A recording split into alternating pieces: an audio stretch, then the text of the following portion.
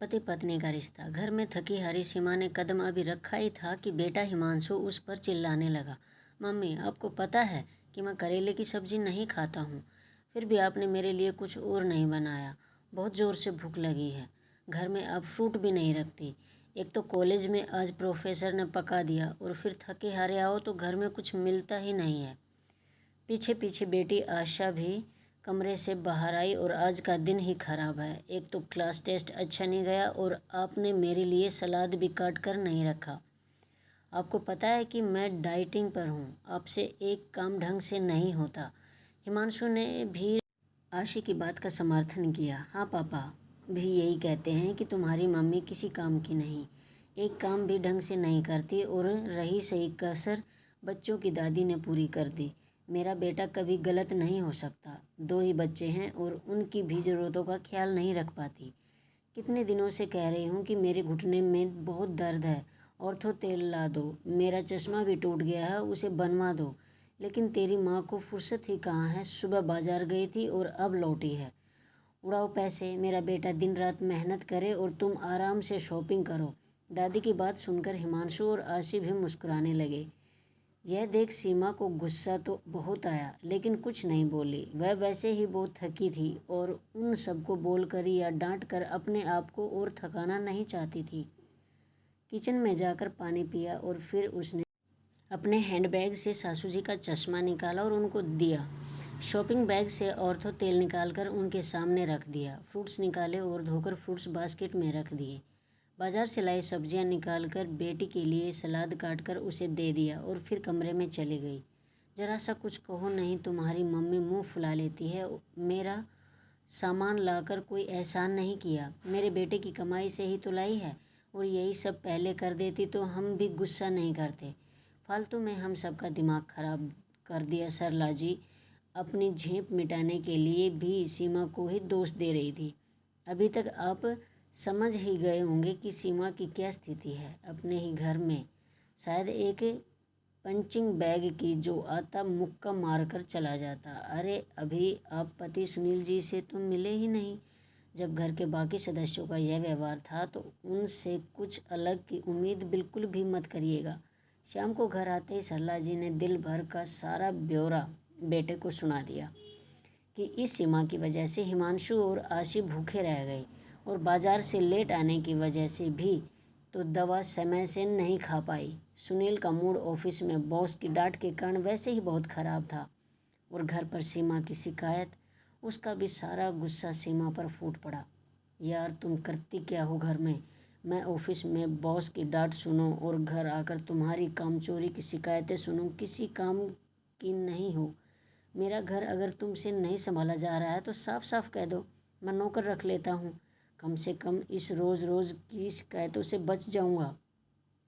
सीमा जिसने अपनी 20 साल की शादी में सिर्फ पति, बच्चे और सासू माँ को और रिश्तेदारों को खुश करने में बिता दिए, आज यह सुनकर उसकी भी सहने की शक्ति पूरी तरह खत्म हो गई। उसने कुछ नहीं कहा, लेकिन मन ही मन एक फ़ैसला कर लिया। उसने 2-4 जगह फ़ोन किया और रात का काम ख़त्म किया और फिर सो गई। सुबह सीमा के घर से एक बार फिर हिमांशु, आशीष, सुनील और सरला जी के चिल्लाने की आवाज़ आई। मम्मी, मेरा दूध ब्रेड कहाँ है और मुझे आज ओट्स चाहिए। बहू, मेरे लिए आज उपमा बना देना। सीमा, मेरा टिफ़िन और नाश्ता कहाँ है? सीमा किचन से निकल कर आई। आप सभी को क्या, कैसे और कितना खाना है इसे बता दीजिए। किचन से एक औरत बाहर आई। यह सरला है। आज से आप सभी की ज़रूरतों का यही ख्याल रखेगी। यह क्या मजाक है सीमा? सुनील गुस्से में बोला। हमारे घर में आज तक कोई काम वाली नहीं रखी गई। तुम्हें तो सिर्फ मेरे बेटे की कमाई लुटाना आता है। यह घर का काम करेगी तो तुम क्या करोगी? सरला जी भी गुस्से से बोली। मम्मी जी, मैं वही करूँगी जो 20 सालों से आप लोगों की नज़रों में करती आई हूँ, आराम। और सुनील, आपने तो कल ही कहा था कि अगर मुझसे आपका घर नहीं संभल रहा है तो आपको साफ साफ कह दूं, आप नौकर रख लेंगे। तो आज मैं आपको और बाकी लोगों को साफ साफ बता रही हूं कि अब मुझसे आपका घर नहीं संभाला जाएगा। आप सभी को तकलीफ़ ना हो इसलिए सरला को काम पर रख दिया। अब आपको जो चाहिए, जितना चाहिए, सब सरला को समझा दीजिए। सीमा, यह क्या नया नाटक शुरू कर दिया? सीमा की बात से बौखलाया सुनील गुस्से से बोला, यह नाटक नहीं है। नाटक तो आज तक आप सभी मेरे साथ करते आए हैं। अब पति बनने का, सासू माँ बनने का, और हिमांशु, आशिफ, उन्हें क्या कहें।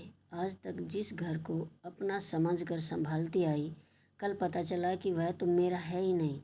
मेरी औकात इस घर में एक नौकर की है, या फिर शायद उससे भी बुरी। सुबह से लेकर रात तक सिर्फ और सिर्फ आप लोगों के बारे में सोचती हूँ, चिंता करती हूँ, लेकिन कभी बदले में मीठे दो बोल नहीं मिलते। सासू माँ की तरफ देखते हुए, मम्मी जी, मैं बाजार, घर, बच्चों की और आपके बेटे की ज़रूरतों का सामान लेने गई थी।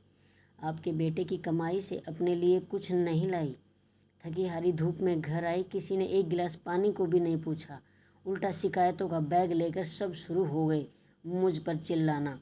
हिमांशु के कॉलेज में कुछ गलत हुआ तो उसका गुस्सा मेरे ऊपर निकाल दिया। आशी का पेपर ख़राब हुआ तो उसने भी अपना गुस्सा मुझ पर निकाल दिया। सुनील को बॉस से डांट पड़ी तो उसका फ्रस्ट्रेशन मुझ पर निकाल दिया। और मम्मी जी, इन्हें पता नहीं मुझसे कौन से जन्म की खुन्नस है। कभी आज तक प्यार के दो मीठे बोल बोले ही नहीं। आप सभी ने मुझे पंचिंग बैग समझ लिया है, जिसका मन करता है आता है और अपनी भड़ास और चिड़चिड़ापन निकाल कर चल देता है।